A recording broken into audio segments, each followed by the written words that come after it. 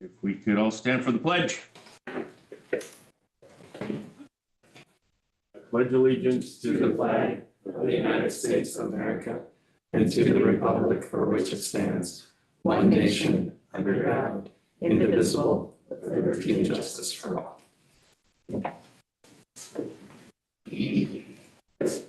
Roll call, Amanda. Wheeler. Here. Sluter. Here. Overland. Here. Kilgore. Kilgore. She's gonna Ralph. Johnson. Here. Barsh. Here.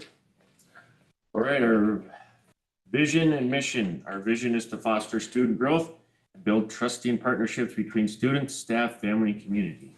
Education at Williston Basin School District Number 7 will support our students' intellectual, social, and emotional growth. We will provide students with an innovative curriculum supported by various co-curricular activities. The outcome of our efforts will empower students to make a difference in their community and world. We believe in providing a safe environment where healthy relationships and student growth are a priority. All right. First order of business, could I get a motion to approve the 23 and 24 fiscal year audit with recommendations under matters reserved for board action? So moved. Second? I'll second. Amanda? I'm sorry, who was the first? Okay. Sorry, thank you. Sluter. I have a question. Are we not going in order? Did I miss something?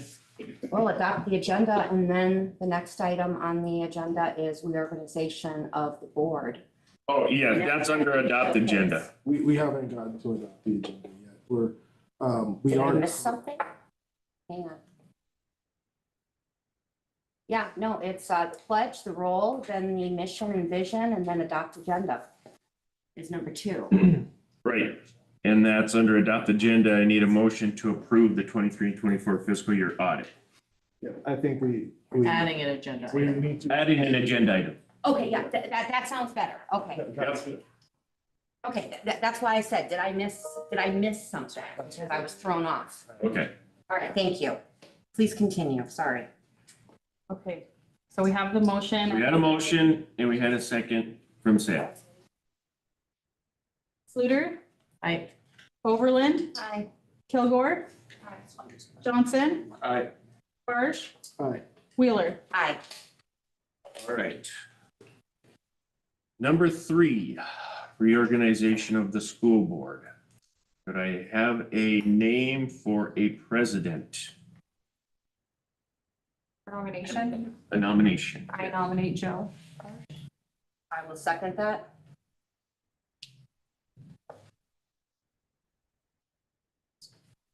Any other comments? All right, Amanda, call the roll, please. Overland. Aye. Kilgore. Aye. Johnson. Aye. Barsh. Wheeler. Aye. Sluter. Aye. All right, I will turn the meeting over to our school board president, Joe Barsh. Thank you, Mr. Germanson. We will continue with agenda item 3B, election of school board vice president. Are there any nominations on the floor?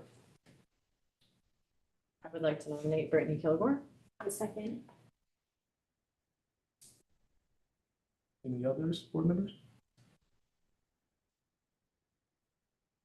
Okay, we can call the roll. Kilgore. Aye.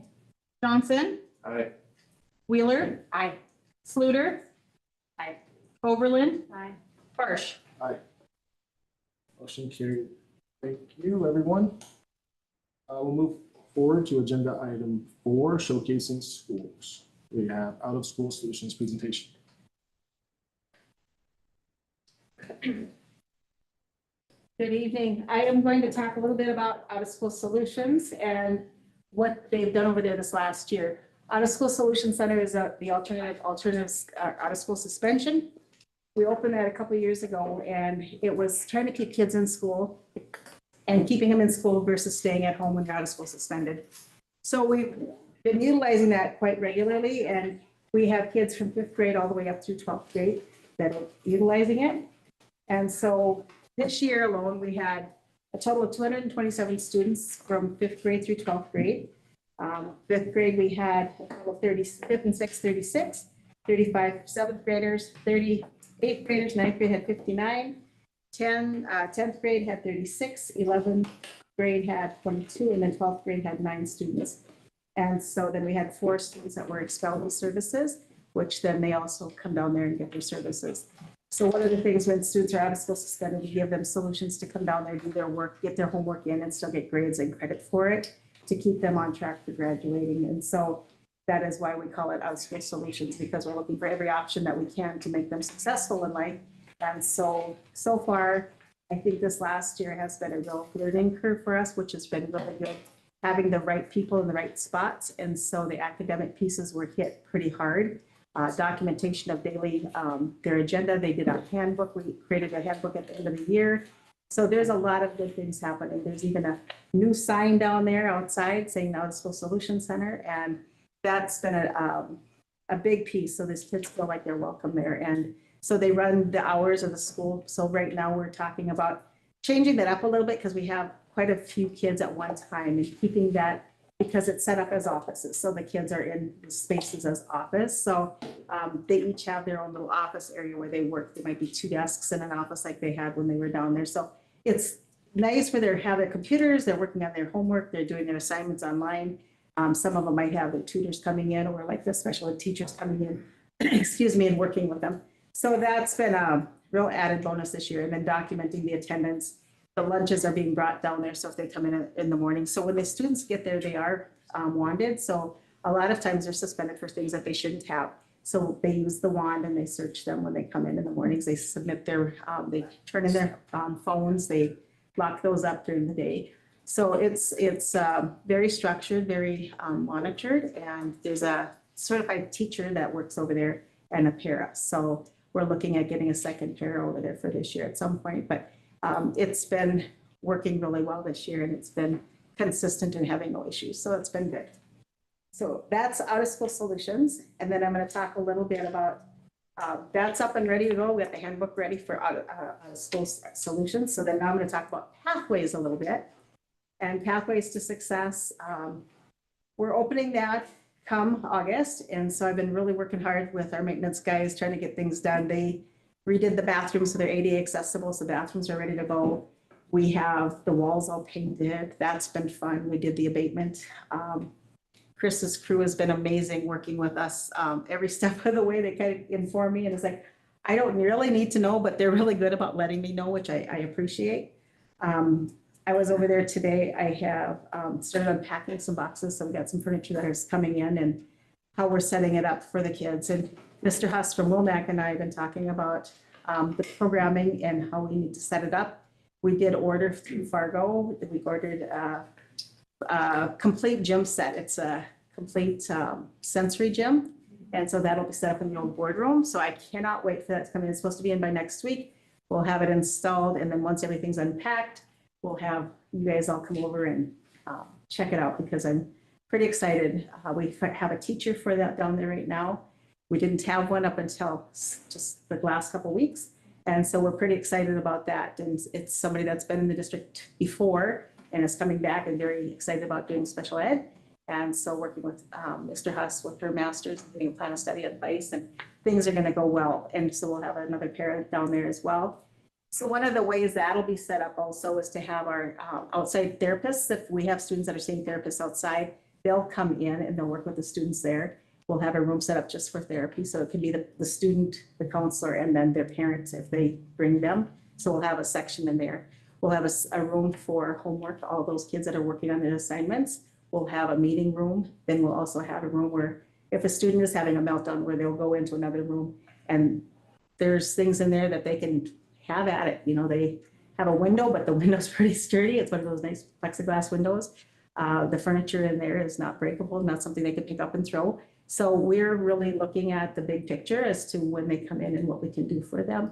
So that is the big piece. So it's just getting everything ready now is looking good. The last thing to do with maintenance crew is putting the stalls up in the bathroom and we'll be ready to go for that.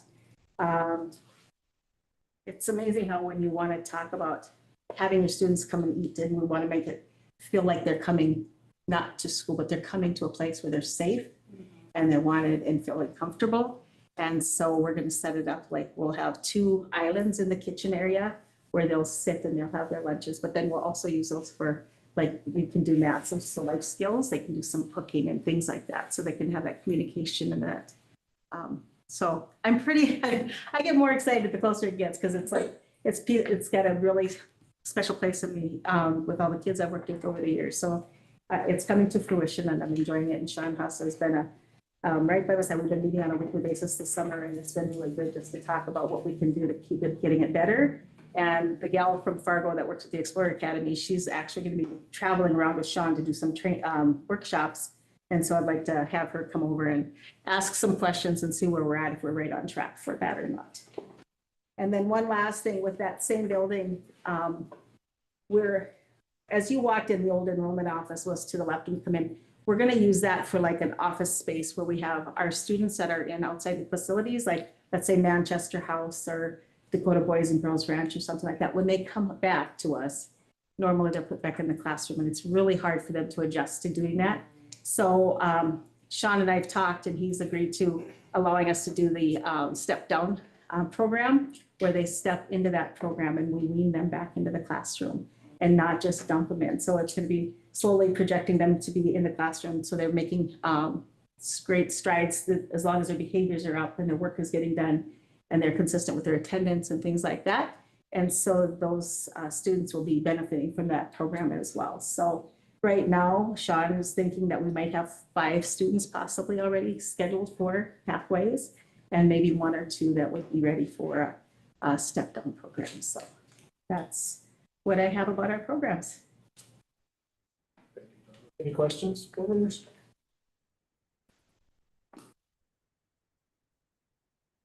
I can just say for myself, very, very excited for specifically the Pathways to Success building. I think that's going to be awesome for our learners, better learning environment for all students, and I like that there's an intention to reintegrate. That's really important.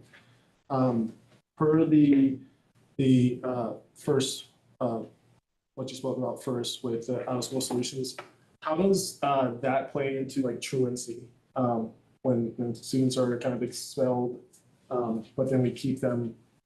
How does that factor into like keeping them in school? I really do like this program. We keep track of the attendance, so they're marked as present. They're just marked in the state report and things that they're out of school suspension or out of in school suspension. So they'd be marked as attending. Any questions? Yeah, I have a couple if I could. Yes. So with the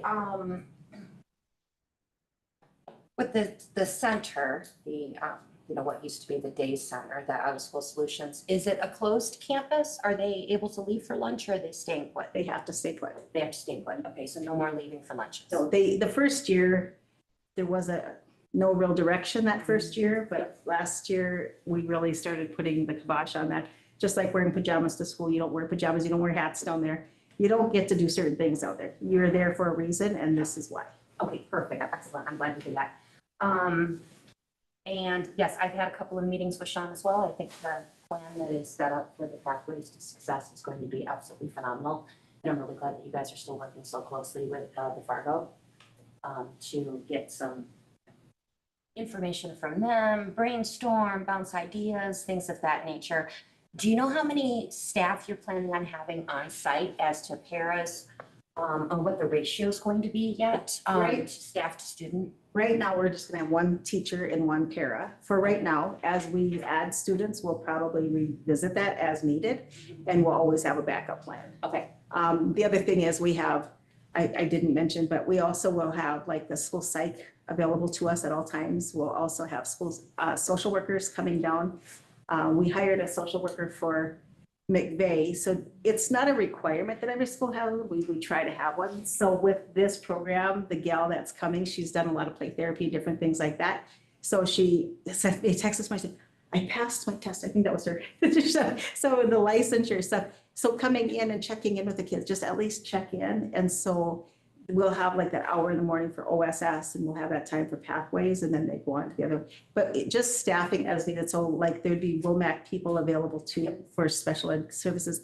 And we have the school psychs from there. We also have the coordinators from WOMAC that would also help us out in a pinch. So, and If I then, can jump in, Darla's gonna be I down will there be as there. well. She's gonna Okay. move her office over there for two offices, so she'll be down there to start things, and as things get smooth, she could, come and go, but she will be down there as Perfect. so. Excellent. And with your experience, I think that'll be very good for students who need it. So, thank you. Okay, that's all I have. Thanks. Thank you, Donna. thank you. Okay, we will move on to AFI, communicating with the public.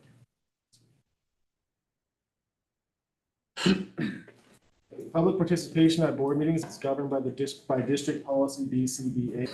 Meetings of the board are conducted for the purpose of carrying on the business of schools and therefore are not public meetings, but meetings held in public.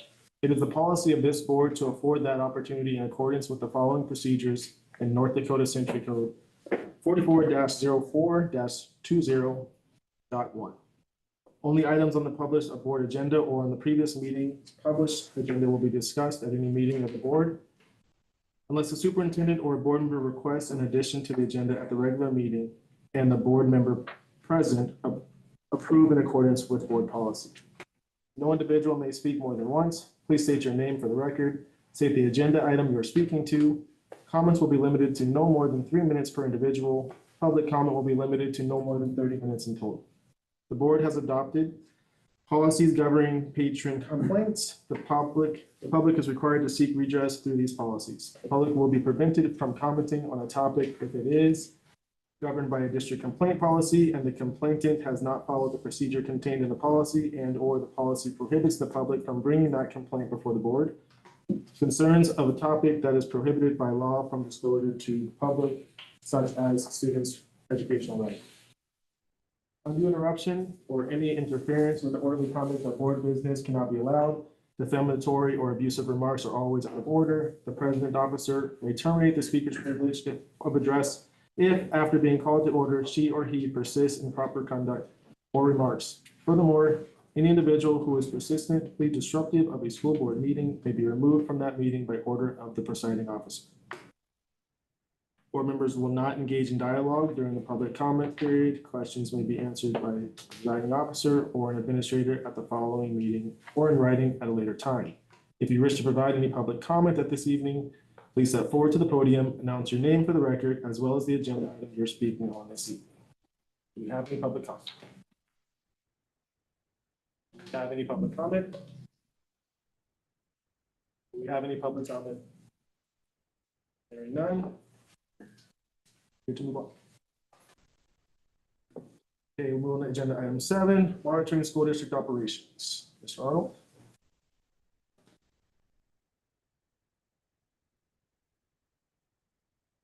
Good evening, everyone. So we, as you guys have all kind of got in the last week or so, the audit for the fiscal year 23 and 24.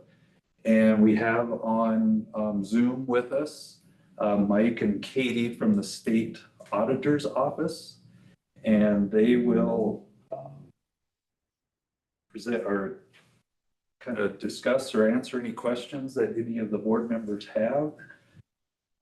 One thing too that just, and it's been a process getting this all done, but I just want to reiterate that this audit is from the 23 and 24, but when we got the fiscal year 22 audit back, we were already basically through these years. So the recommendations and everything from the fiscal year 22 audit had not been implemented as far as 23 and 24 go. And but then starting in 25, which I've been visiting with Mike already, and we're gonna, in the next couple months, get that in place. And we're just gonna do 1 year at a time. So we'll get 25 done. And then once we get 25 done, we'll get 26 done. And then we'll be caught up And then we'll be, after each ending fiscal year, we'll roll into the audit for that fiscal year. So I will turn it over to Mike and Key.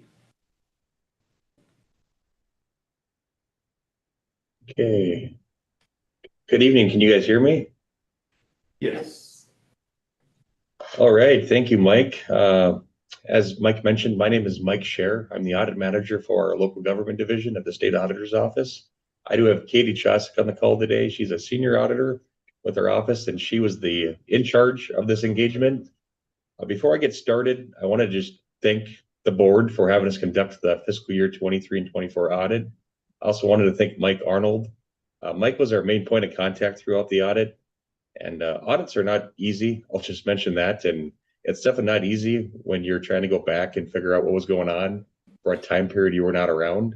I don't believe Mike Arnold was employed during these 2 years, so thank you, Mike, for your patience and going through all of our various requests we had for you during these 2 years. So today I just wanted to go over our opinion we issued in the report, go over the recommendations we had, and then see if you guys had any questions on any of them today, if that works with you guys. So our opinion for fiscal year 24 and 23, if you're following along, it's on page 2 in our independent auditors report. In both years, we issued a disclaimer of opinion. And a disclaimer of opinion occurs when we as auditors are unable to obtain sufficient evidence or support documentation to verify the financial records. So in this case, for this, we are essentially not given an opinion due to the issues identified in that basis of disclaimer paragraph found on page 2. And it was mainly due to the lack of bank reconciliations that occurred and also lack of support received throughout the audit. So our audit recommendations also go into detail about those issues mentioned in our basis for disclaimer paragraph, for which I'll go over next. Our recommendations do start on page 60, if you are following along. So just to preface before this, we conducted 2 audits. We did a financial statement audit over 23 and 24, but we also did a federal single audit. What a federal single audit is required by the federal government if any entity expends over $750,000 in federal dollars in any given year. So it's an audit over those federal programs and grants you receive if you cross that threshold. So in the report, there were 7 financial statement findings we had over the normal financial audit, and we also had an additional 7 federal single audit findings over those federal programs and grants. So that's where that total of 14 audit recommendations comes from over the 2-year period. So starting with the first recommendation, the first financial statement finding, we have a lack of bank reconciliations. And then this also covers 23 and 24 for this recommendation. So first with 23, during 2023, the district did not perform bank reconciliations during the months of June, or all of the months except for the month of June, excuse me. This initially caused cash to have an unreconciled net difference of $771,000. During the audit, though, we identified additional reconciling items and adjustments that were needed and identified, which then moved that net difference up to a little over $6 million in 2023. That's a net difference of $6 million. During 2024 is a little better. There's only a few months without bank reconciliations. I believe it was August, October, March, and May. There was no bank reconciliations, but as of June, the end of June for fiscal year 24, the net difference was $86,000. After our proposed adjustments and errors identified, that net difference grew to $403,000. So bank reconciliations are a crucial part of any entity's financial statements. They serve as a bridge between your bank statements and your general ledger. So by continuing to not do those monthly bank reconciliations, it causes that difference just to grow and keep snowballing. So especially at a district your guys' size, it's a crucial thing to make sure you're doing. And I do think to date, Mike, I think has let me know that those reconciliations are being done, which is a good sign. But this was just 23 and 24, I think this was a big issue by not doing those reconciliations for this audit period. The second recommendation is due to unrecorded ledger activity, and this occurred in 2023. And then during 2023, there were a few items that never hit the ledger. Some big ones that were identified: the district failed to record 2.3 million in state and federal revenue from DPI. The district also failed to record a 378,000 in property tax revenues from Williams County on the ledger. Now, if you were doing monthly and accurate bank reconciliations, this would catch a lot of that unrecorded ledger activity. So just another example of the importance of doing monthly bank reconciliations. The third recommendation is a lack of support for opening balance fluctuations. And what causes this is usually your beginning balance is usually your ending balance for the prior year. So your ending balance ties into your beginning balance. So that wasn't the case in 2023 for some reason. The difference between July 1, 2022 and June 30th, 2022 from the prior year had a difference of about 1.8 million, which the district couldn't come up with the reasoning why. So in the future, we just ask, anytime there is a discrepancy like that, you try to provide support for that. We ended up adjusting that off as there was no support for it. So we had to use the June 30th, 22 balance as our July 1st, 22 balance instead of the balance that got brought in for July 1st, 2022. So there's just some discrepancies with that. The fourth recommendation is a lack of supporting documentation and controls over adjusting entries to cash. This covered both years. In 23, the district recorded 34 cash adjusting entries with a net credit balance of $47 million. And of that amount, 6.3 million consisted of entries that weren't approved by the business manager at that time. Then during testing, we tested 11 of those 20 entries. About 1.9 million didn't have support for anything, no support for any entries that were made. In 24, there was quite a few more entries. There's 203 cash adjusting entries made, and it summed up to a balance of 5.5 million. And then during testing, there was about 4.5 million we found that didn't have support for those adjusting entries. So I'd say all adjusting entries to cash, especially cash, or any adjusting entries, they should always have proper support and approvals in place, just per your own policies, your own internal control policies that the district establishes. Our last two financial statement findings, finding 5 is,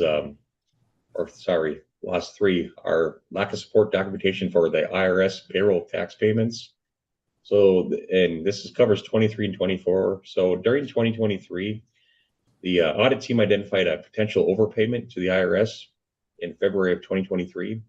And for that month, the district reported payroll taxes of $757,000 on that 941 report that got submitted to the IRS. However, if you looked at the bank statements for February 2023, it showed that 2.7 million was paid to the IRS. Again, I don't know if this was more of a timing issue, but the district was unable to provide support for the overpayment, totaling a little over $2 million for February of 2023. In 2024, September of 2023 specifically, it was a little less, but it was $750,000 on that report. But the IRS showed a payment per the bank statements of about $894,000. So that overpayment was about $143,000. So in the future, just make sure proper payments are paid to the IRS or any vendor in that case. If there are discrepancies, just make sure you have proper support for that discrepancy so you can provide that. Our next recommendation is number 6, and this is our audit adjustment recommendation. This is just our standard recommendation we give all entities we have to make audit adjustments for. There are quite a few audit adjustments, and they were provided to management and the board in that governance communication section in the report, and that's only provided to the management and the board. You won't see that in that public report, as that just it's our governance communication that's only meant for management and the board. So there are quite a few audit adjustments as already identified, but there's a standard recommendation we give when we have those audit adjustments. And then the last financial statement finding is a lack of segregation of duties. And the school district was unable to identify the internal controls that were in place during 23 and 24. This recommendation was repeated from the prior audits as the district opted not to go back and try to document what was going on during that time period, as there was turnover and a lot going on. So this will be reevaluated in future audit periods, but going forward, just ensure that duties are properly segregated between staff and internal controls are documented, what controls you guys have in place going forward. That sums up the financial statement findings. And then lastly, we have our federal single audit findings. That's right on page 68. Per federal rules, we're required to follow up on federal audit findings from prior audits. We're also required to evaluate and audit 2023 and 2024 as separate years, as there are different federal grants we test in each year. So that is why some of the findings in this federal audit section reference 2023 and some reference 2024. We tested or had a follow-up on a few grants. They were the Coronavirus Capital Project Fund, the Title I grant, Comprehensive Literacy Development Fund, and the Education Stabilization Fund, or known as ESSER. And then all findings identified for the federal single audit all stem from a lack of support. So I'll start with our finding 8, and this grant is for the Coronavirus Capital Project Fund, and it's a lack of support for procurement. So this occurred during fiscal year 24. The school district did not maintain support surrounding the selection process for the construction manager at risk, or the CMAR, for the CTE center. So therefore, it was undeterminable if the proper or correct CMAR was selected.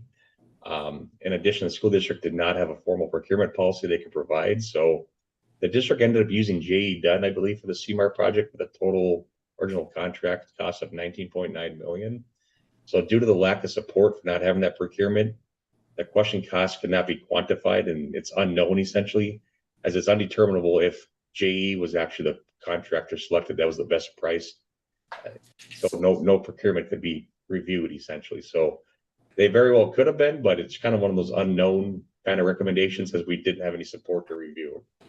So just ensure proper procurement information is maintained in the future. The next recommendation is for a lack of support for Title I expenses for 2024. Title I is a grant used to help support students from low-income families. During 2024, the district was unable to provide support for 54 of the 60 expenses we've sampled, and it's totaled up to about $136,000. So with a lack of support, it's unknown whether those expenses were an allowable cost for that Title I grant. So just another reason of why support's a good thing to maintain. Finding 10 is also lack of support, but for ESSER, or the Education Stabilization Fund. And that is a federal grant that's for federal COVID-19 relief funding for schools. For ESSER for 24, there's 13 of the 60 we sampled did not have support, leaving with an unknown question cost of $171,000. And then also, as always, with the lack of support, it's unknown really if those expenses were allowable or not for that grant agreement. Findings 11 and 12 are the same. They're just broken out for the year for 24 and 23. For a lack of support for the ESSER reporting, the state requires I believe it's a quarterly, could be a monthly report that's sent to the state of what that ESSER spending is. The school district wasn't maintaining that. We actually had to go to DPI to receive that from them. So for both years, for finding 11 and 12 for 24 and 23, we just recommend you maintain that reporting in-house. It should be maintained. Really, any kind of reporting that's sent to state or federal governments is maintained, accurate, and has proper support. So that covers those 2 recommendations. Moving down to recommendation 13 was a lack of support for ESSER expenses, but for 23, so very similar to that 24 expense. In 23, there was, I believe, 3 expenses we tried getting support for. Is about $6.3 million we did not get support for, so it's also undeterminable if the expenses were an allowable cost for that ESSER grant. And then the last recommendation was a lack of support for Title I expenses, but for 23, it's also very similar to that 24 recommendation. So in this case, there were 47 of the 60 expenses we tested did not have proper support. So that came out to about $318,000 we did not have proper support for. And as always, it's unknown if the expenses were an allowable cost for that grant. So that concludes the findings and our presentation of the audit. I do think a lot of these recommendations are correctable. And after reading through the corrective action that was provided, I do think the school district can correct these issues. I do think there was quite a bit of turnover and even an office move that occurred during these fiscal years, which could have been contributing factors to the issues I went over today. And I view auditing different. I look at auditing as an opportunity for improvement, which is different from the negative connotation auditing does often receive. I'm hoping the district will take these recommendations as a tool to improve. And I do look forward to the next audit to see if any improvement has occurred, And then, with that, I will open up to any questions if there are any on the audit for 23 and 24. Thank you, Mr. Sheriff. Board members, are there any questions? I have a couple. Mrs. Wheeler? Okay, so, questions that of course the public is asking, and I want to know too. At the end of this audit, is there any evidence of any missing money? Our audit for 23-24 did not identify any fraud that occurred in the audit.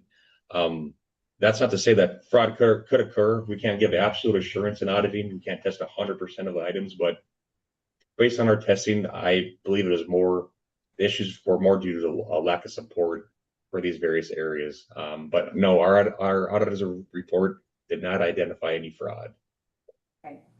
And then, is there any money owed to us with those overpayments to the IRS? I will leave that up to management to reach out to the IRS. I can't speak on that, but like I said, I'm not sure if it's more of a timing issue, or like I said, I would get in contact with the IRS to figure that out, but I believe that's more of a question to management.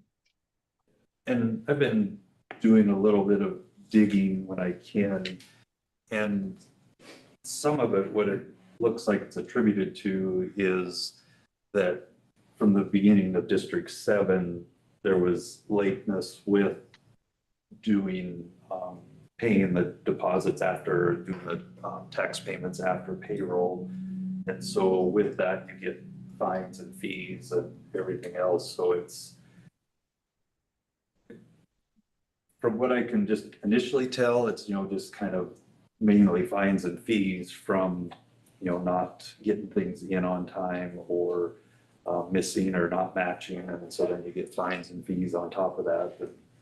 And as we know with the IRS, they like to add on fines, fees, and interest. So. Yep, okay, good. So, all right, yeah, because there's been a lot of talk, obviously, on Facebook. I watched your presentation. You did a very good job, you and Dr. Germanson, thank you. And I saw a lot of positive feedback from people. But of course, there's always those questions. Is there anything missing? And me reading through this, I don't see anything missing. But of course, that's always going to be a question. Yeah. So, and the individuals who were responsible for these pieces of the leadership within the district are no longer here. And some of them don't even live in the state. Okay, very good. That's all I had. Thank you. Thank you, Mr. Wheeler. Board members, any other questions? I have a question more so for Mr. Arnold. Yes. You had mentioned corrective measures that were taken and are being instituted. Are those verified by anyone else? I mean, something that we discussed, I guess, on our call or that was presented to us is, distributing out between different offices, who oversees what, kind of a checks and balances per se? Yeah, so like when I first got here, I mean, it was kind of one of the first things that I went through, and it's a nice thing with our program is you can set it up so that only certain people can do certain things like write checks or do deposits or do journal entries or things like that. So I re-looked at all of that. But the biggest key that, that we do have all of these corrective actions in is going to be our next next audit with the auditors, because they'll, make sure that all of that is being followed and report back to us. So I'm fairly confident that we've addressed all the issues, and they were even started even before I got here. Like I said, the fiscal year 22 audit didn't come back until we were done with fiscal year 24. So with 23 and 24, there wasn't a chance to get things implemented and to reflect within these 2 years. Can you speak on that? That was my next question, was the delay in getting the audit back in time to put in place corrective actions, which thus resulted in another year review there. Can you speak, and it might be a question for Mr. Scher on the call, of why that occurred? I guess it would be more probably the district's fault for not getting on that. Initiating the audit sooner, or? Yeah, or, asking, putting it out to get it in. Sure. which could have been a lot of factors because they didn't feel like they were ready. There was lots of changes and, you know, the change in management leadership, it just kept falling to the wayside possibly. So, I mean, but as a school district, I mean, we're required to have it each year. So, and that's been, you know, my goal is to get everything caught up. So as soon as we get 25 done, we'll be caught up and then be able to hopefully roll right into 26. So. And similar to any other public organization, an audit is a project. It needs to be publicly bid throughout the whole entire private sector. So the competitive bidding process could have been an element of time at that time too, based on all those changes.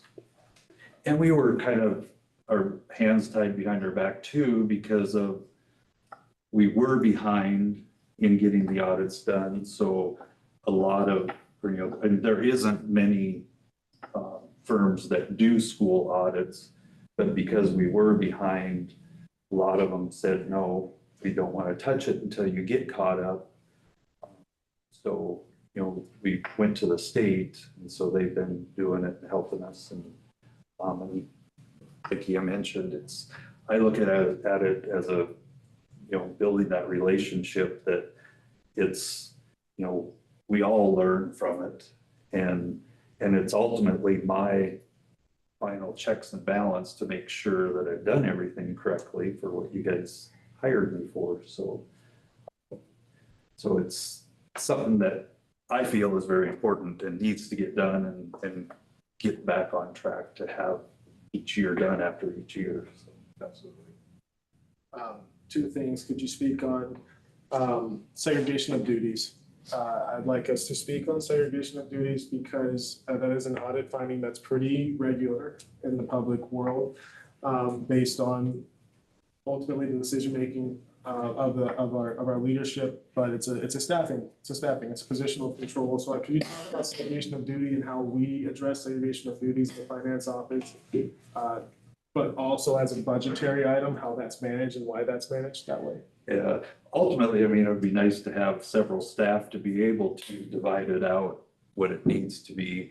But I guess right now I'm looking at it more that, you know, that if you write checks, you don't have access to the bank account, you know, you don't do deposits, and that, you know, we have a flow from what we call rect check so that, you know, I know I've driven the principals nuts this year because I will not let an invoice go out and be paid unless somebody has signed off on it, that stuff's been received, that service has been provided.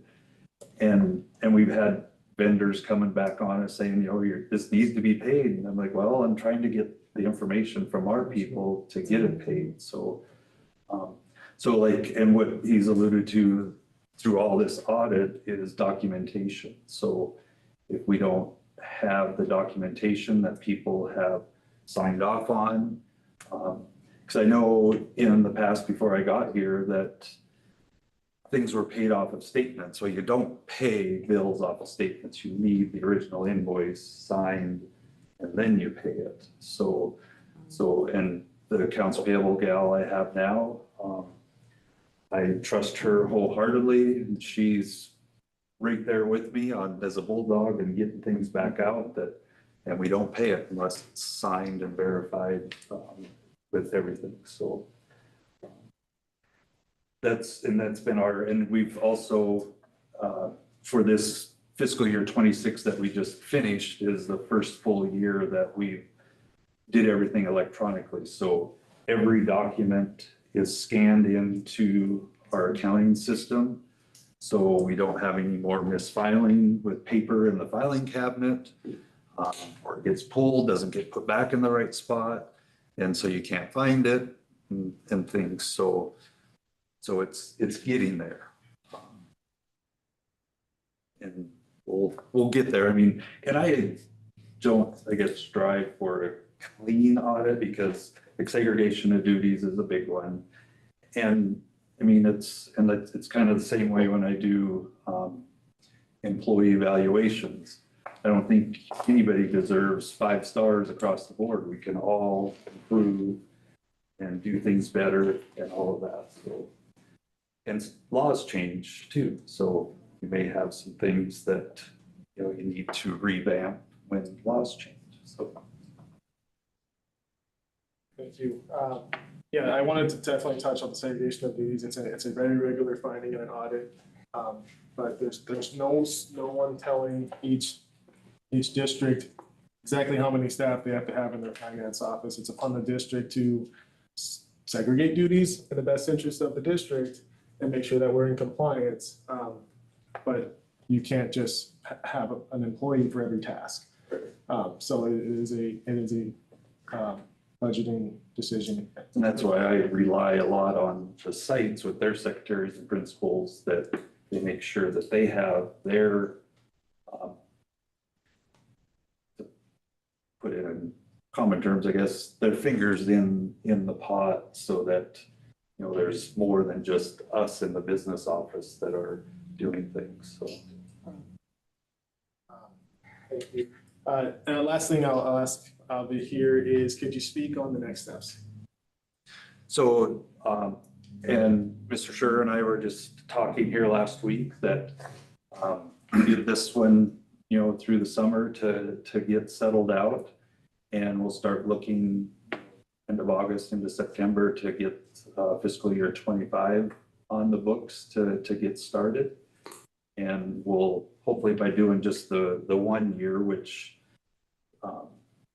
I'm more confident about because that was my first year, so I'm hoping everything was filed correctly and we have all the stuff, but so I'll have a little bit more working knowledge of what happened in that year. So in the next few months, we'll get that started and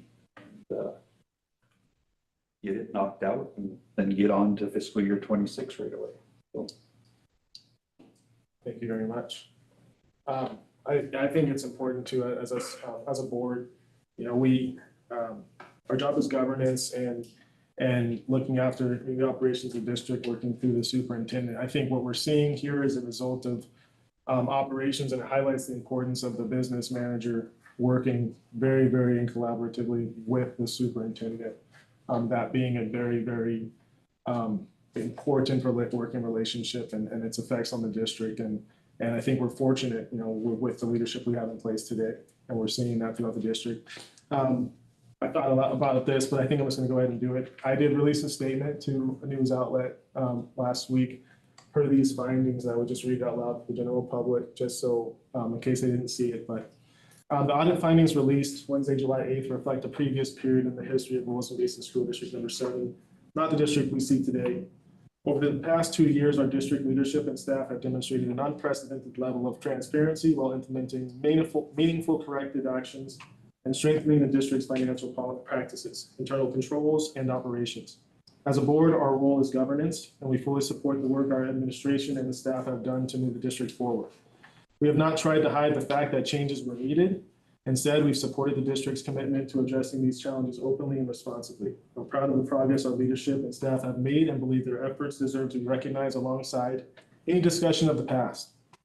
As a board, we remain committed to strong governance, accountability, and supporting the continued success of our district. I look forward to future audits reflecting the district we are today and the work our leadership and staff have accomplished together. Thank you. And that's the key too, is that, I mean, transparency, gaining the public's trust and respect, and we're moving in that direction. But it's also, you know, school finance, school funding, schools in general are hard to manage and to follow through, especially, you know, with the public, because I mean, it's not, I mean, we'd like to say that we're operating like a business, but we're not really a business. So, and we have all these laws and different things that we have to follow. And the one thing with the audit is it's our checks and balances to make sure that we're in compliance with everything. But it's just getting the public to understand. I mean, the media, we have a love-hate relationship with, because things can be twisted so easily. And if people don't read or, or do their own fact finding, it's easy to jump on the bandwagon. And yes, with the district in years past, it hasn't been pretty, but just in the 2 years that I've been here, I think we've come a long way. And we're getting there, and it's never going to be perfect, but all we can do is show what we're doing, be upfront and honest, and answer questions. Absolutely. I think a lot of people will kind of look forward to the next few audits to see if we're able to implement the recommendations from the previous, this audit findings. So I appreciate all you do. Thank you. Thanks, Mike. Thank you. Board members? Better leave before we keep you up there. Okay, we'll move forward to 6B, Williston Renaissance Zone presentation. President of the board, if it's okay, may I present from here? Absolutely can. Okay. Good evening, board members. So I'm Ken Jarczyk with the City of Williston Planning Department. I did have Dr. Dermondson to put a packet on your table, so I think you'll have a little packet here of a brief presentation I'll give you. And so tonight is a request to extend the Renaissance Zone program for 10 years to August 2036, and that's North Dakota Department of Commerce State Tax Abatement Program. So just a brief statement on it. This statewide tax abatement program incentivizes the reuse, renovation, and adaptation of old buildings, adding millions to property value and reducing tear downs.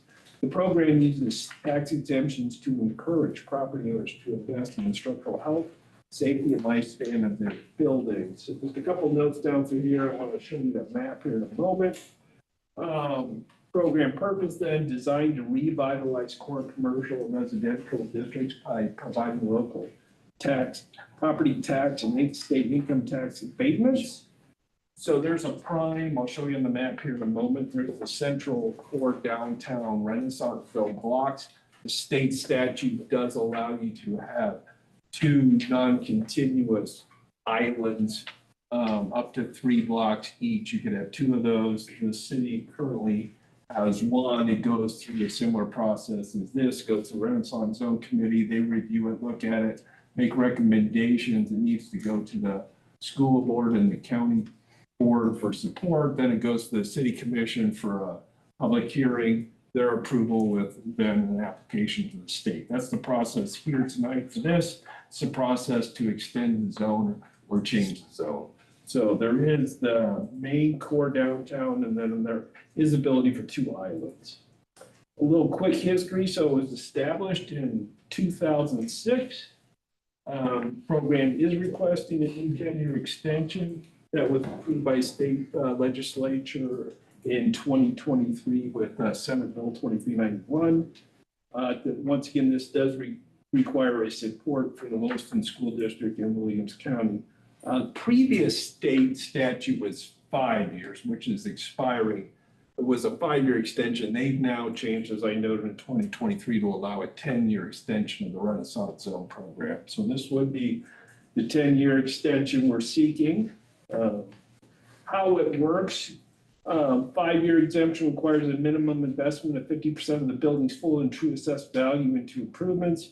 8-year exemption requires a minimum investment of 75% of the building's full and true assessed value. And that was a new item they put in with the 23 legislation. We also had to get that item approved through the same process to allow the 8-year exemption. Benefits, up to 100% tax exemption on the existing building, business, and updated portions depending on the scope of work.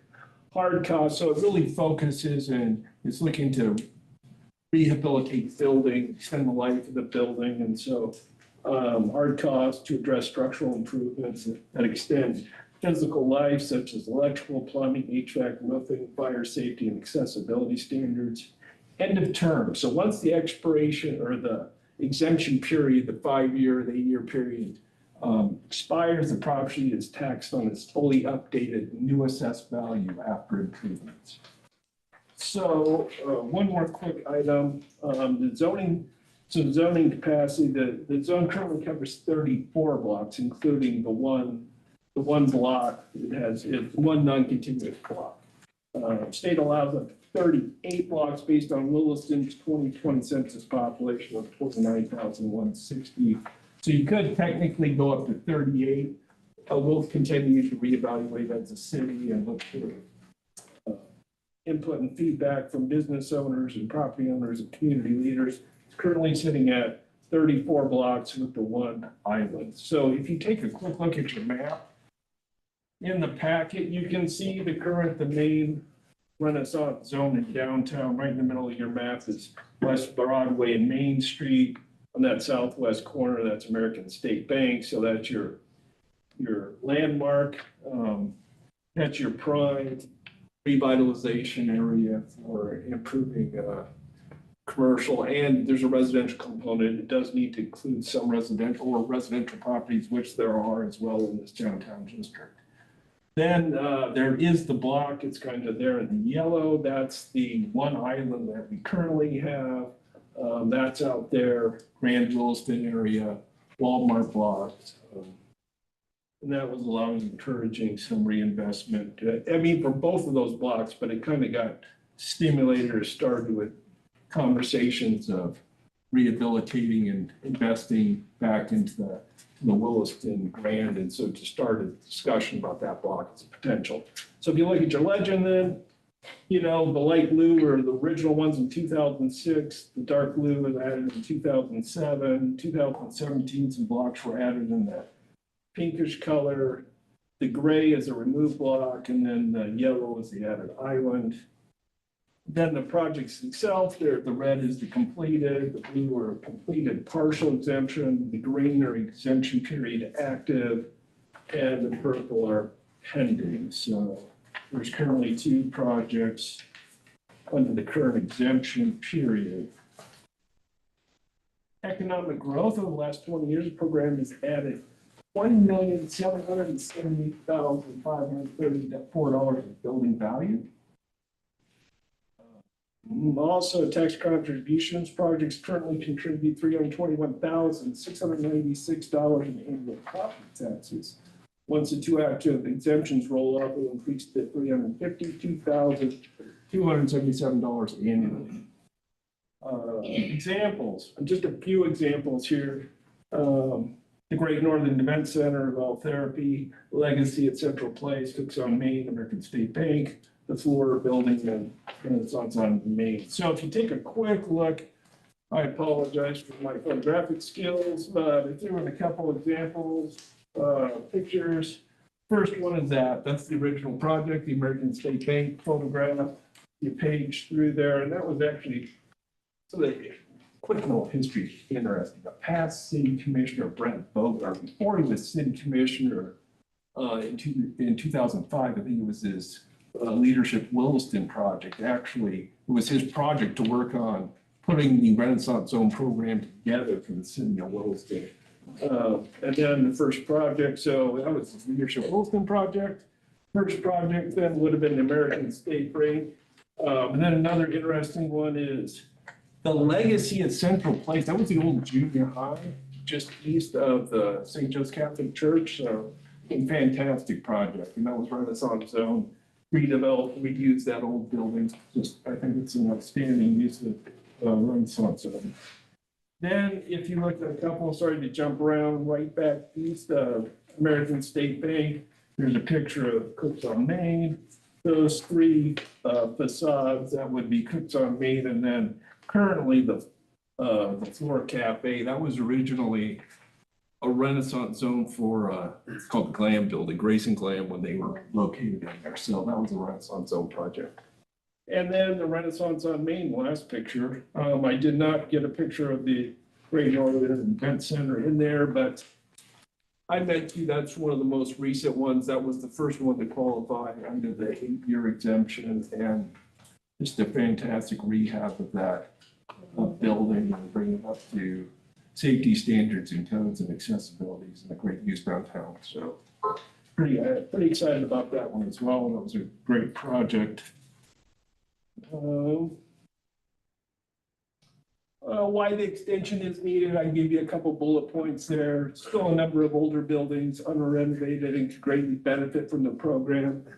Economic catalyst promotes investment in structures, keeps downtown inviting, ensures the heart of our city stays vibrant and welcoming. Future map amendments. So this request is just to extend the current district, the boundary as is. We're just asking for support to extend it for 10 years. This fall, we want to look at the map in more details, maybe some block additions or removal or, so there will be some work on the map, looking at the map. That would need to come back for support. Right now, we're just looking to extend. Request then, that would be the request, a quick summary of the project. City asks for your support of their application to extend the life of the Renaissance Zone for an additional 10 years. And this does require a public hearing, so at the regular July 28th City Commission meeting, there'll be a public hearing on the Renaissance Zone. The City Commission would need to vote on it as well, and then we submit our formal extension application to the North Dakota Department of Commerce. Yep, and then full submittal of the application. So that's just wanted to give you, it's kind of a quick summary of the program, what it does, where it's located, how it benefits the community, and we do ask for your support. Thank you, Mr. Dresser. Board members, any questions?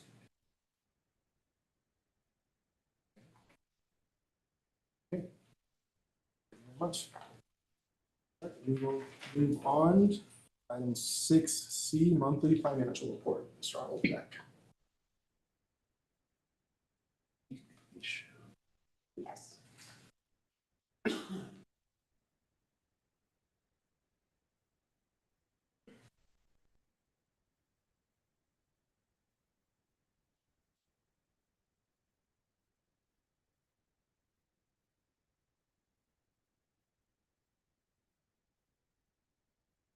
So, you can scroll to like the page, I think it is.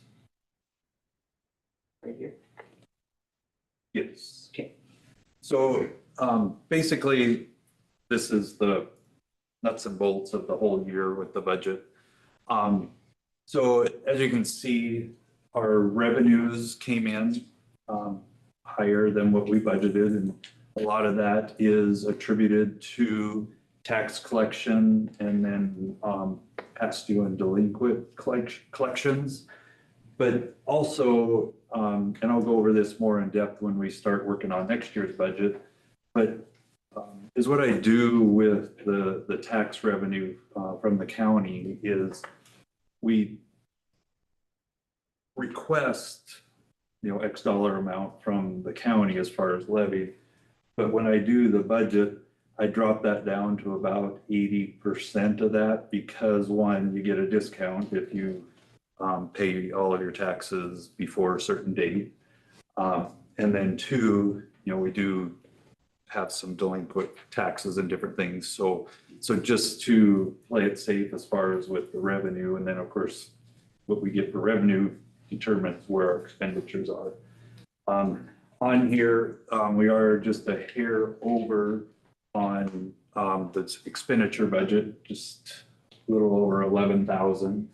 So, and what I'm doing right now, after we closed out June 30th, we're waiting or making sure all the invoices have came in for those expenditures, making sure that they're all paid. And then when we go through here, so I'll have, this is kind of preliminary for the year end. But we'll be also then coming back, we may have to recode some things because I've been paying like some of the deferred maintenance stuff out of the general fund just to help save some of that building fund.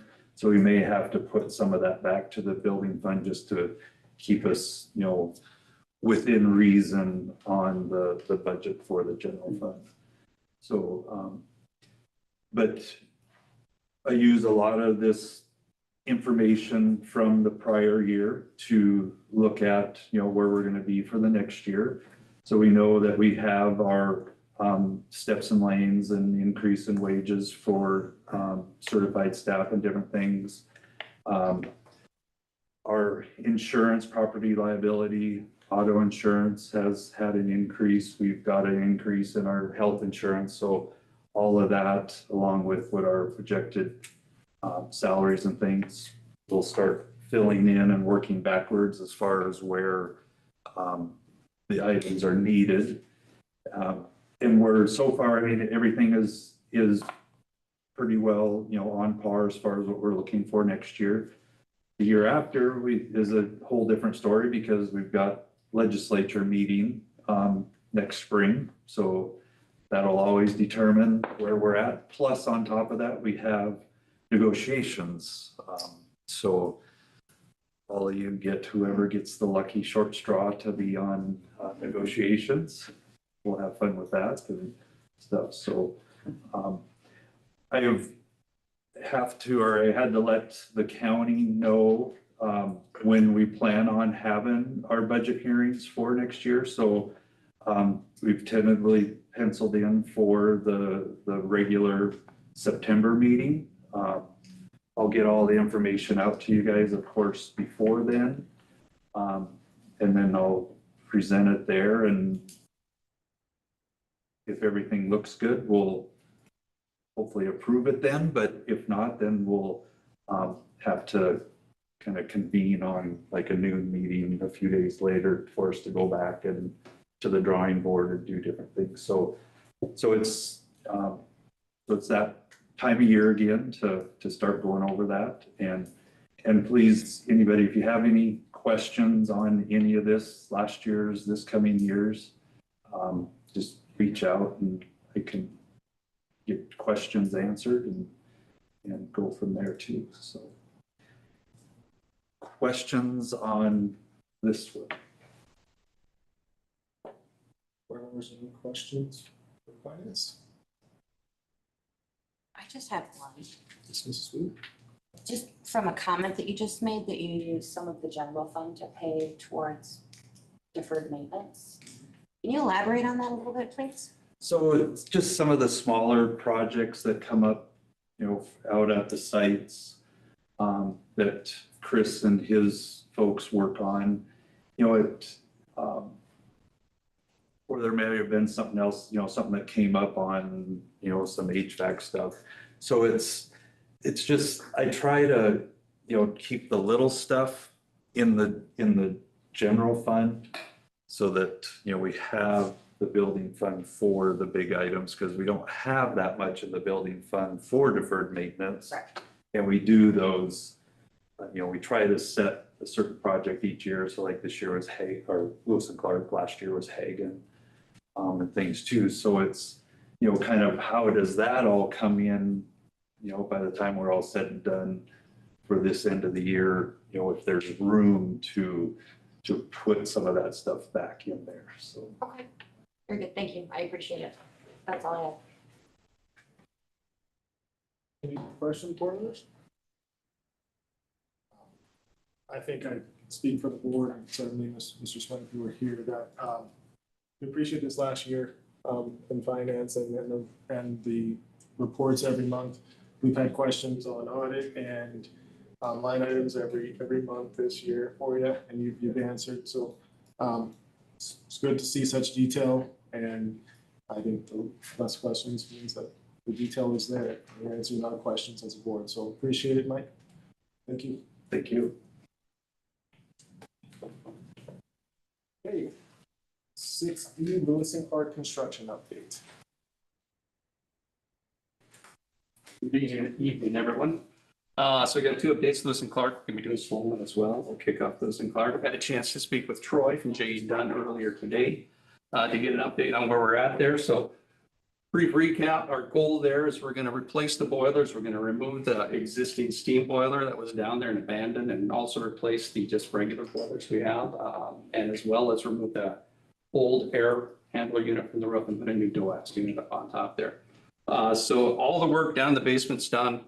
All that's taken care of. We cut hole in the floor, removed all the old pieces out of there. We got the old boilers out. New boilers are down there. New pads are poured. Pumps are down there. Floors poured back in already, so that is sealed back up. That's going quite well. As far as the DOAS unit, that's going to be arriving tomorrow, if I'm not mistaken. They're starting to put grid work back up in the hallways where they've completed the ductwork. He said he's about 70% done with the ductwork. So they'll be able to cut a lot of that out as well and get almost to 100% by the end of this week. The DOAS is coming tomorrow.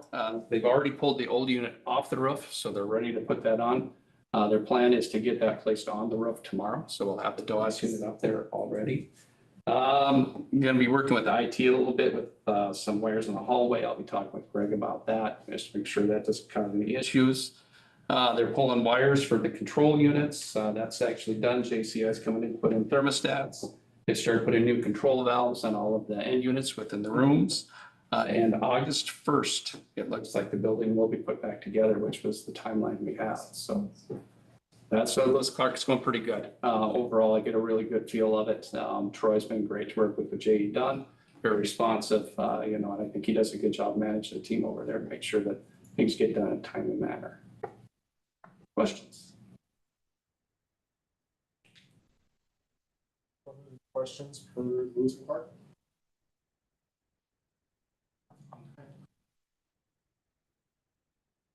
I'm gonna keep going into. Well, let's just keep rolling on into Swollen here. So I'm very happy to say that I'm sure everybody's seen Dr. Germanson received keys to Swollen.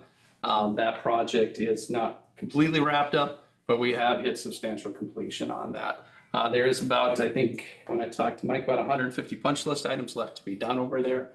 Just painting and patching is what it is. Some ceiling tiles getting nicked up. And we walked through with the architect just to look for any defects, and then they have the trade partners come back and repair those after the fact. So they're working on that. Passed all building inspections. We've received our certificate of occupancy. Utilities insurance are all now our problem. So we're working on that. Let's see what's next. Teacher items have all been moved to the school. So all the items for the teachers that are working in Swollen have been moved to the school. We've actually got a couple of classrooms that are set up in there. It's looking pretty cute. They're putting some real time and effort into it. So plan on having keys ready for all the staff by the end of this week so we can start handing out keys to all the staff. So they'll have access to the building. Susan already have keys, as well as our head custodian, Stephen, so they can get in there and get things taken care of. Let's see, custodial. Yeah, we've got custodians on site. Right now, we do have 3 hired. We've got 3 more that are going to be coming on. They're just helping make sure the hallways stay clean, helping the teachers with any extra moving within the classroom that they might need. And we flex those out of the schools as needed. So like right now, I think we had 3 there today, but looking at the workload, we're going to have 2 of them head over to the Bakken Central Campus tomorrow, and 1 will stay on site just so we don't have 3 people standing around not doing anything. Yeah, we've got some owner supplied items we still have to get in there, fridges, ice makers, a few things like that, but nothing too drastic. It's all been ordered. We're just waiting for it to show up. And they waited until after the punch lists were done. So if we ding a wall, it's our fault, not theirs. So we'll get that done. The soccer sign should be going up, I believe, this week. He said he's going to have a crew here. J.E. Dunn's going to help us out. They've got the post there. They said if I bring it over, they'll take care of getting it put up on the post and wired up. So I took him up on that. So that should be getting done as well. But the building and the grounds look phenomenal. Landscaping, I don't know if you had a chance to drive by and look at it, but they did a really good job. Really, really excited to see that building go into action this fall. Any questions or concerns?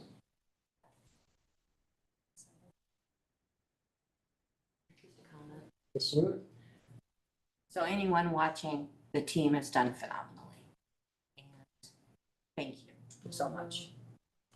I've driven by the school multiple times, driven into the parking lot, just kind of looked around, got up, walked around, looked around, and the playground looks amazing.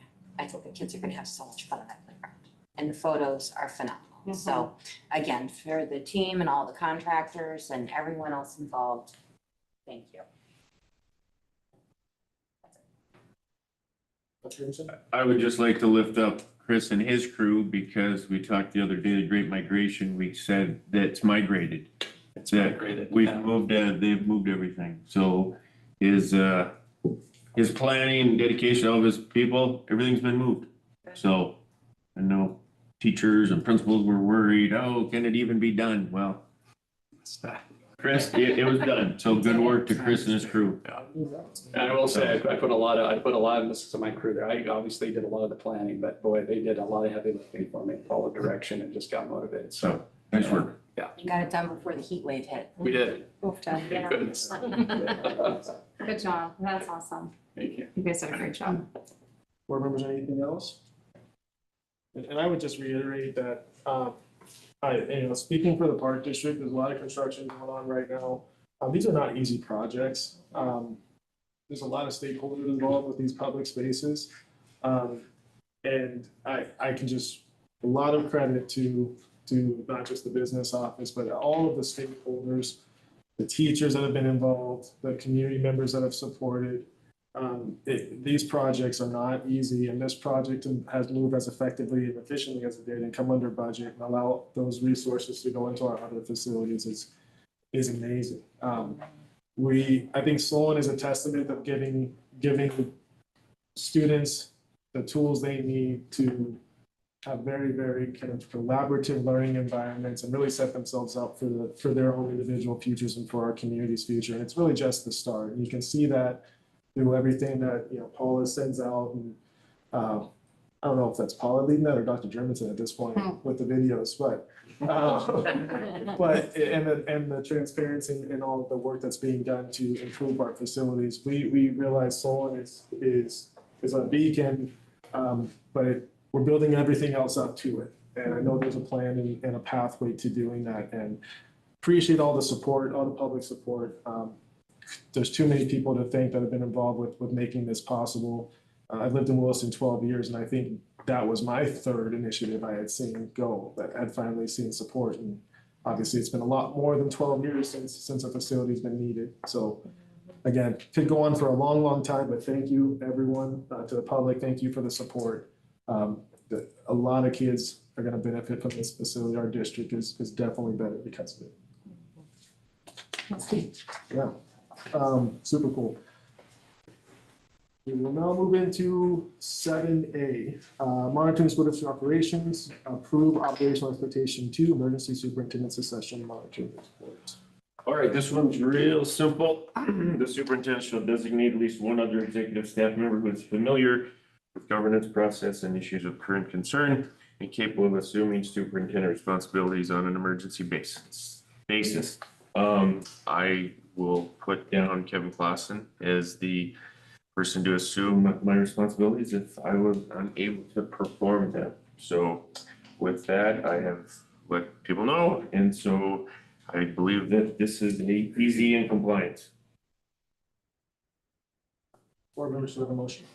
Make a motion that it isn't compliance and interpretation is reasonable. I'll second. Can you call the roll, please? Johnson, Aye. Wheeler, Aye. Sluter, Aye. Overland, Aye. Kilgore, Aye. Barsh. Aye. Motion carries. We move to topic B, approve results policy 10, teacher vitality monitoring report. All right, so this one is about creating schools where educators feel confident, positive, and motivated about their future. And so I had our assistant HR director, Amanda Denman, come up here, who's in charge of our vitality team. And she will talk about all the good things that our teachers are feeling. Yeah, so we started Vital Network in the 23-24 school year. So we've had almost 3 whole school years now with the program. It's been going really well every year. We improve every year. I feel that the survey results are better. In the 24-25 year, we created the district teacher vitality team. We actually have a member with us tonight. Last year, we expanded the group, and so there's representation from every school in the district. We also included some paraprofessionals at the end there because the survey is for not only the teachers, but also our paraprofessional experience in the schools in the district. So they were able to share some feedback with the committee at the end of this school year.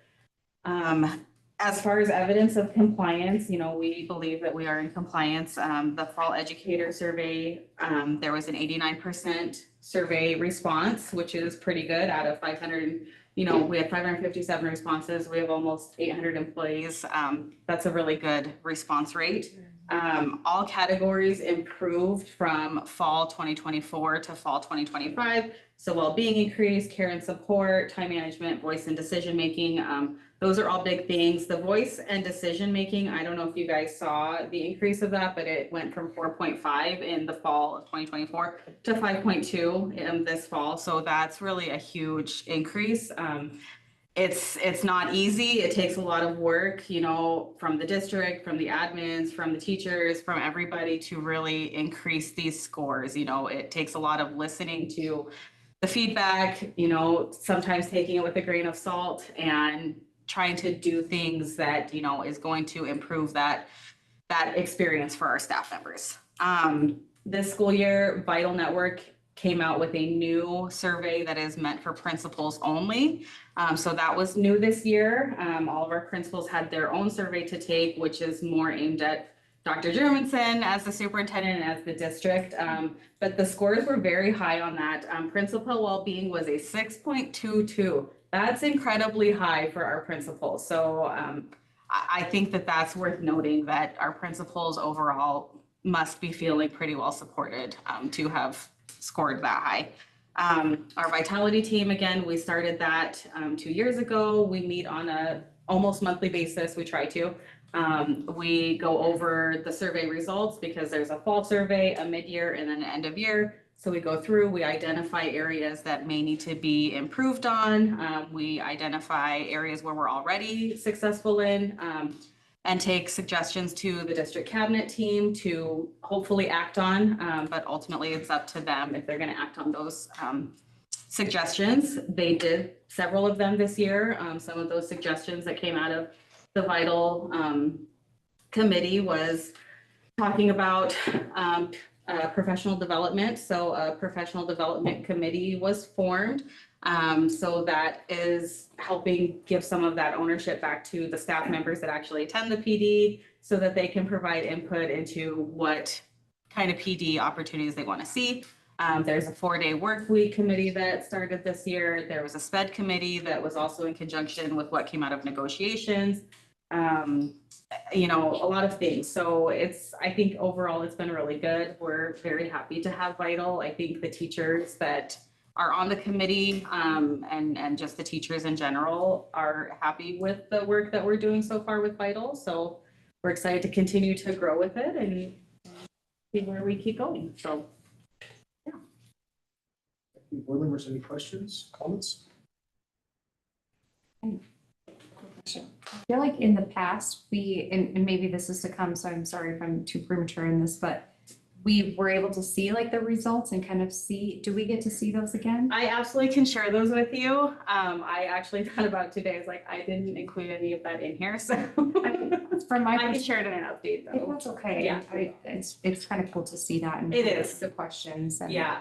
And the questions, the one thing with Vital that I think is really nice is they also take feedback from all of the districts and the people that are actually using it. And so they're always kind of evolving how their process works and the questions that they ask to really actually get good data for us to use. Because at the end of the day, if the data is not good for us, then, what's the point? So, so that's really nice. You'll see those changes over the years. Yeah, but I love to hear that you've taken the feedback and you've formed committees to kind of fix and correct what the feedback that was given. So kudos to you guys. On the same page, you said the two things I was gonna say.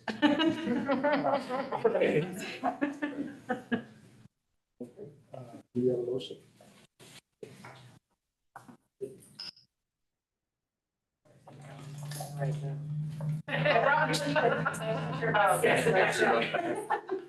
I move that evidence supports compliance and interpretation is reasonable.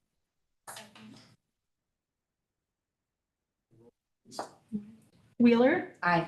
Sluter. Aye. Overland. Aye. Kilgore. Aye. Johnson. Aye. Harsh. Aye. Motion carried. Okay, agenda 8, matters reserved for board action.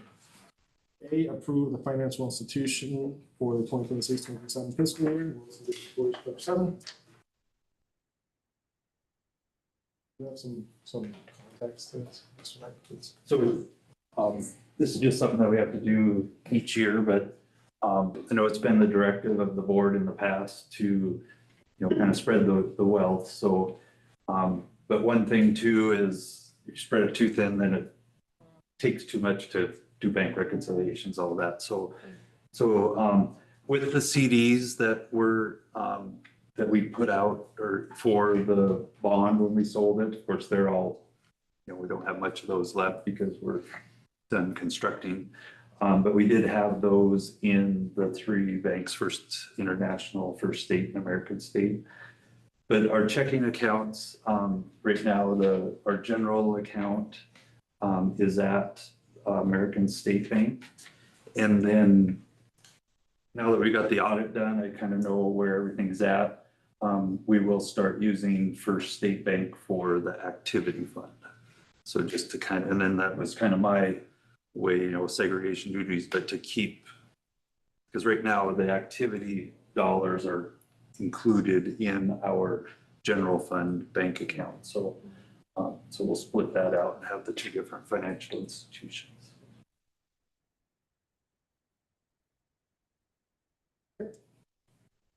Board members, are there any questions, comments? Do we have any motion? Move to approve the financial institution for the 26-27 school year. Second.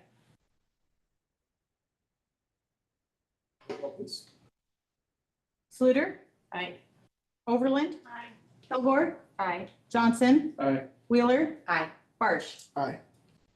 Motion carried. Okay, item B, discuss and decide on how to fill the vacant Wilson Basin School District number 7 board seat. Per Mr. Swin's resignation submitted to the business office this morning, we are left with an appointment needed to fill our board compliance. My sense here is we have a precedent that has worked for us in past appointments. I think that precedent has worked well for us. I would welcome Mr. Arnold, do you recall that we can speak to it? Yeah, so Paula and I just kind of pulled the stuff out from what we did the last time. And so I think she laid out in there the dates. So it'll go out, she'll post it out on the website tomorrow. And then we'll take applications through that, the Monday before the next board meeting. That's August Third. 3rd. The Yeah. 3rd. And then, and then we'll, as soon as we get those, because as they're coming in, I just save them. And then the night of the 3rd, I'll just send them out to you folks to look over.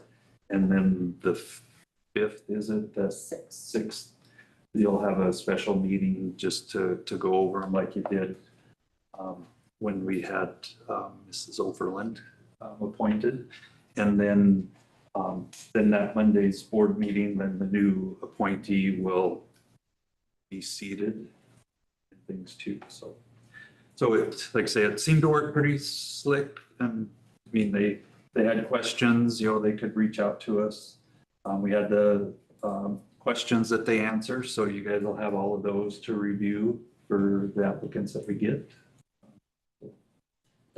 I believe it was sent to planning and that was what came out of it. And it went well, in my opinion, not being on the planning committee directly. So in the spirit of not fixing things that aren't broken, I believe we can continue on.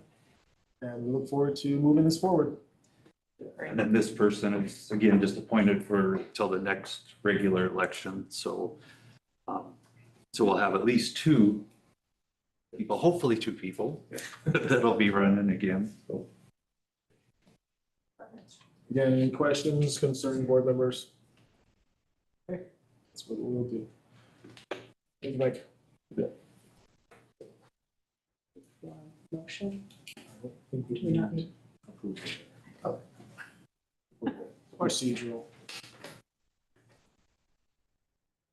Okay. 9A, we are at superintendent consent agenda. What about the financial audit approval that we added? I have it written right here. Okay, new item, would be 8C, approved 2023-2024 school year fiscal audits. We have a motion. So moved. Second. Second, roll call, please. Overland, Aye. Kilgore, Aye. Johnson, Aye. Wheeler, Aye. Sluter, Aye. Barge. Aye. Motion carried. Thank you. Now we can move on to superintendent consent agenda. Do we have a motion? So moved. Second. Roll call, please. Kilgore, Aye. Johnson, Aye. Wheeler, Aye. Sluter, Aye. Overland, Aye. Barge. Aye. Motion carried. Here, agenda item 10, board consent agenda. Do we have a motion? So moved. Second. Roll call, please. Johnson, Aye. Wheeler, Aye. Sluter, Aye. Overland, Aye. Kilgore, aye, Barge. Aye. Motion carried. Thank you. We'll move to 11, board debrief. I will take this one, being that it's my first year. First things first, I would just say thank you. Thank you for the trust. I appreciate the support. To be nominated in this position, I don't take it lightly. Very humbled to be in the place of leadership in different areas. And it's humbling. I honestly think about it all the time. Very motivated to serve in this facet. And what I mean by that is just to continue to serve our district and support our leadership and support our amazing staff to provide the best possible educational scenarios for our students. I think we're doing a great job. In the spirit of the quote that I sent to the news outlet, I'm very excited for where we're at today and where we're going. Fully acknowledging lessons learned of the past and implementing those corrective actions so we can move forward effectively. Our district is growing rapidly. We have growth ahead of us. We have, I would say, opportunities ahead of us that we will again submit, look for support and continue to provide the transparency that's required so that support is very understood community-wide. Very excited. Lots going on in Williston right now. Specific to this meeting, I think we saw some great presentations. Learned a lot about our out-of-school solutions program. Very excited for our Pathways facility. That's going to be so good for our classrooms on both levels. We spoke through the audit findings. We did very transparent in that. I appreciate our finance office, our business office. I also want to appreciate our communications for putting together that piece to help us as a board communicate to the public what's going on in our district. You guys make it easy for us to be defensive of all the good that's happening here because we can just show it with what we have. So appreciate that. Excited to continue to hear a presentation from our partner with the city as far as the Renaissance Zone and continues to do good work for our downtown area, which again, things that are good for Williston are good for Williston School District.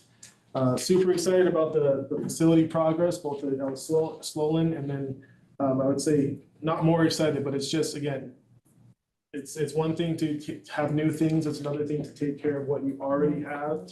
Doing both is how you operate fiscally, responsibly, and operationally sound. You have to take care of both things. I live this day to day in my job, so it is extremely important to rally off of supporting what you currently have as you build new. And we see that and we hear that, and that's motivating for our district. And it also shows that not everyone gets to go to Sloan. That's understood. Not everyone gets to go to Sloan. However, Sloan is the start, I think. Sloan is that big beacon that's the start of it. And if you see our numbers in our classrooms and our numbers district-wide, we have projects ahead of us. So it's very exciting there. A lot of good things happening in our district. It's been a really, really exciting 2 years for me as far as what's going on. And we had a great team, really, really great team. So I'm excited to be part of it. And yeah, let's get going and keep on to the next year. Anything else, board members? I'm trying to be as wordy, we're way behind. Spencer is my pastor. So, all right. Yeah, We'll look for a motion to adjourn. Motion to adjourn. A second. All those in favor? Aye. Same sign? All the same sign? Okay, motion carried, we adjourn. Thank you, everybody. Don't forget to drive by OS